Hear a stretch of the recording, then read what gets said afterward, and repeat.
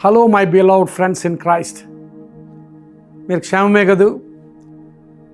ఈ hope for today సందేశాల ద్వారా మీరు ఆశీర్వదించబడుతున్నారని విని దేవునికి స్తుతులు చెల్లిస్తూ ఈరోజు ఈ హోప్ ఫర్ టుడే సందేశంలోనికి మిమ్మల్ని ప్రేమపూర్వకంగా ఆహ్వానిస్తూ ఉన్నాను. ఈరోజు సామెతల గ్రంథం నుండి 19వ అధ్యాయము 11వ వచనాన్ని మీ ముందు ఉంచుతున్నాను. సామెతల గ్రంథము 19వ అధ్యాయము 11వ వచనం.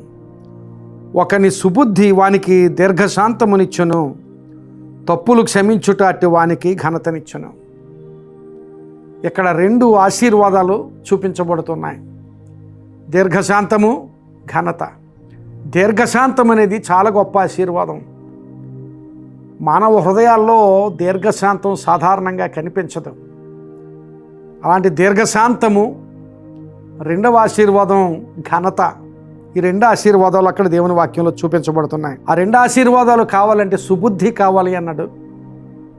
సుబుద్ధి ఉంటే దీర్ఘశాంతము, అలాగే తప్పులు క్షమించుట ఘనతనిస్తుందట. మనం ఇతరుల తప్పులు క్షమించినప్పుడు దేవుడు మనకు ఘనతనిస్తాడని దేవుని వాక్యంలో రాయబడింది. ప్రియులారా, గమనించాలి. సుబుద్ధి దీర్ఘశాంతమునిచ్చును. ఈ మాటలు మాట్లాడుతుంటే ఒక సంఘటన జ్ఞాపకం వస్తుంది. దావీదు గొలియాతును జయించిన తర్వాత దావీదుకు వచ్చిన ఘనతను బట్టి సౌలు దావీదు మీద అసూయపడ్డాడు. అసూయపడి దావీదును చంపాలని ప్రయత్నం చేస్తుంటే దావీదు సౌలుకు భయపడవలసిన పరిస్థితి. కానీ ఆ పరిస్థితిని దేవుడు తారుమారు చేసి దావీదు సుబుద్ధి కలవాడై ఉండుట సౌలు చూచి దావీదుకు సౌలు భయపడ్డాడట. రాజు ఒక యవనస్తుడైన, ఒక సాధారణమైన యవనస్తునికి భయపడ్డాడు. ఎందుకంటే అతని సుబుద్ధిని చూసి. ఆ సుబుద్ధి కలిగి ఉండడం వల్ల దేవుడు దావీదుకు దీర్ఘశాంతాన్ని ఇచ్చాడు. అలాగే పరిస్థితిని తారుమారు చేసి సౌలు దావీదుకు భయపడేటట్లుగా చేశాడు. తప్పులు క్షమించుట ఘనతను కలుగు చేస్తుంది. ప్రియులారా, మన జీవితాల్లో మన ఎడల ఆయా సమయాల్లో తప్పిదమ్ములు చేసిన వారు చాలామంది ఉండొచ్చు. కొన్నిసార్లు మనం తప్పులు చేస్తాం. మనం తప్పులు చేసినప్పుడు ఎదుటివారు ఎవరి ఎడల మనం తప్పు చేసామో ఆ వ్యక్తులు మనం క్షమించాలని మనం ఆశపడతాం. అలాగే మన ఎడల తప్పు చేసిన వారిని మనం క్షమించాలి. ఇతరులు నీ పట్ల ఏం చేయాలని కోరుతున్నావో నీవు ఇతరుల పట్ల అలా చేయాలని దేవుని వాక్యం మాట్లాడుతోంది. మనము ఒక గొప్ప ప్రార్థన చేస్తాం. మా అపరాధములను మేము క్షమించి ఉన్నట్లుగా మా అపరాధములను క్షమించుము అని. మన అపరాధాలను క్షమించమని ప్రార్థన చేసే ముందు మన ప్రార్థన ఏమిటంటే, మేము మా ఎడల అపరాధాలు చేసిన వారిని మేము క్షమించాం ప్రభువా, అలా క్షమించాం కనుక మా అపరాధములను క్షమించుమని. ముందుగా ప్రార్థన చేసే ముందు మనము మన ఎడల అపరాధములు చేసిన వారిని క్షమించినప్పుడు దేవుడు మన అపరాధాలను క్షమిస్తాడు, మనకు ఘనతనిస్తాడని దేవుని వాక్యంలో రాయబడింది. అలాంటి ఘనత కావాలంటే ఇతరుల అపరాధములను మనం క్షమించాలి. యేసుక్రీస్తు ప్రభువు కూడా ఒక గొప్ప ఉపమానాన్ని చెప్పారు. మత్తయి సువార్త 18వ అధ్యాయంలో ఒక రాజు ఒక వ్యక్తికి, ఒక దాసునికి 10,000 తలాంతులు అప్పు ఇచ్చాడట. సరే, అప్పు తీర్చవలసిన సమయానికి రాజు అతన్ని పిలిస్తే, అయ్యా, నా పరిస్థితి తీర్చగలిగినంత పరిస్థితి కాదు, క్షమించమని అడిగితే ఆ అప్పును ఆ రాజు కొట్టివేశాడు. ఈ క్షమించబడిన వ్యక్తి మరొకరికి ఒక 100 తలాంతులు అప్పిచ్చాడట.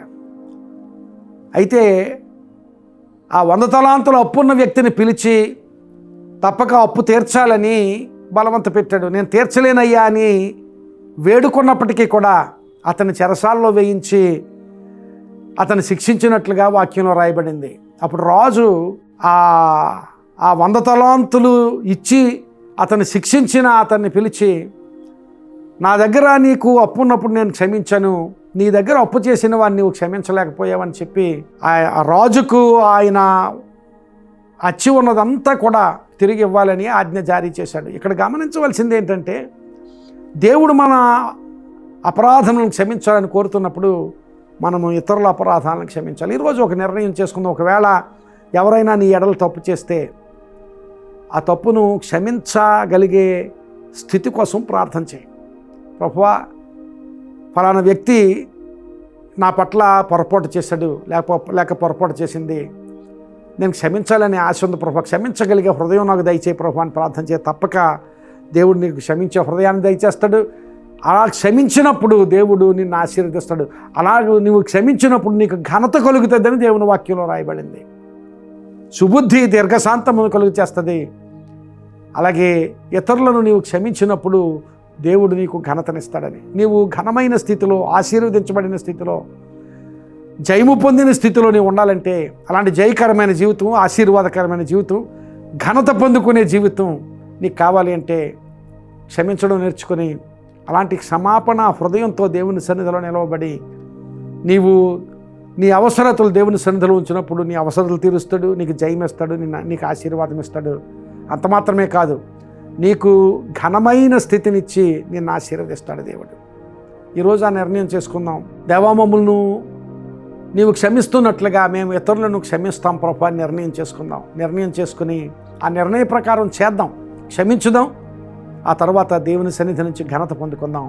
అట్టి ఘనత, అట్టి ఆశీర్వాదము, అట్టి జయము దేవుడు నీ జీవితంలో దయచేయనుగాక. ఆమేన్. ప్రార్థన చేసుకుందాం. కృపగలిగిన మా ప్రభువా, పరిశుద్ధుడా, ఈ మాటలు మాకు వినిపింపచేసినందుకు మీకు స్తోత్రాలు. నిజమే ప్రభువా, మాకు మేము సుబుద్ధి కలిగి ఉండగలిగేటట్లుగా సహాయం చేయండి. తద్వారా దీర్ఘశాంతం పొందుకోగలిగే అనుభవం దయచేయండి.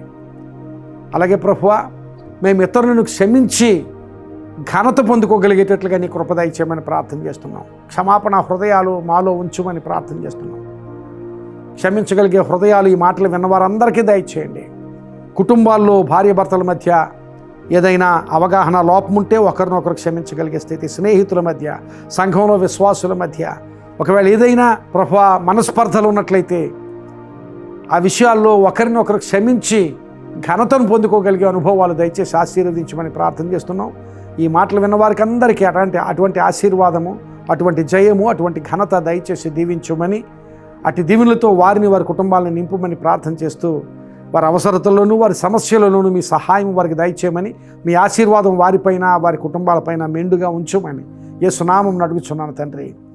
ఆమేన్. God bless you friends. May this message be a blessing to your life. ఒకవేళ ఈ సందేశం మీకు ఆశీర్వాదకరంగా ఉంటే తప్పక ఇతరులకు షేర్ చేయండి. షేర్ చేసి వారికి ఆశీర్వాద కారణం అవ్వండి. దేవుడు మిమ్మల్ని కూడా దీవిస్తాడు. God bless you.